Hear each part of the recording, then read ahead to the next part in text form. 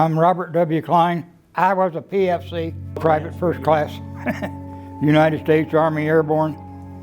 So, what does a PFC do? Just about anything anybody tells you to. So, how many years were you in the service? Not quite 3. I think I was short 3 days of being 3 years.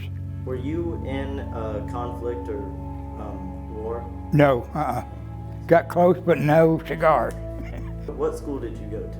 Mount Vernon for first 10.5 years, and I graduated out of Newark, Ohio. Did you learn anything from that school that would help you gain confidence or drive for when you were in the military that helped you? Not necessarily. I lived on a farm until I went with Uncle Sam. But other than that, I just learned what we had to do on the farm. What was the highlight of your career in the service? Highlight, huh? Maybe to learn how to parachute, which was you take a perfectly good airplane and jump out of it. I did 5 jumps in North Carolina, and then I got my cherry in Germany, which is your 6th jump. And from then on, it's history. Do you have any interesting stories that you have from your time in the service? You know, one time they took us up, I'm not sure what year it was, kind of windy that day, and then they gave me a GP bag, which is general purpose, which carries your radios and everything you would need for the platoon and company. And jumped out of that daggone plane, and a daggone wind blew us out of where we were supposed to land. We ended up landing in a nudist colony. For young kids like that running around and all them ladies with nothing on. That's about the biggest experience I ever had. And then they collected us and we all went back to the camp. I did 5 jumps in North Carolina, and then I got my cherry in Germany, which is your 6th jump. And from then on, it's history. Do you have a message that you would send to the students?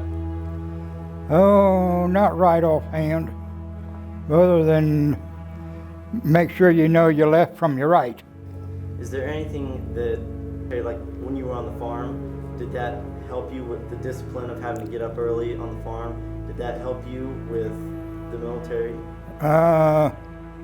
Yeah, I'd say it probably did, because normally when we was in there, we only got about, 4 hours sleep a night. No, it didn't bother me at all, about strength-wise. I was actually about the biggest guy in my unit.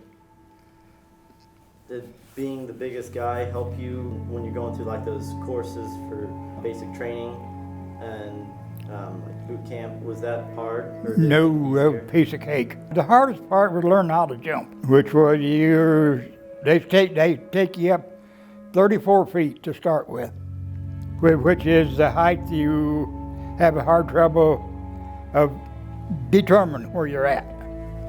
And then they tell you to jump out of the tower. Well, you're in harness anyway. And you jump out and you go down the cable line. You do that about 4 or 5 times till you get used to it. That part was the easy part when you got up there.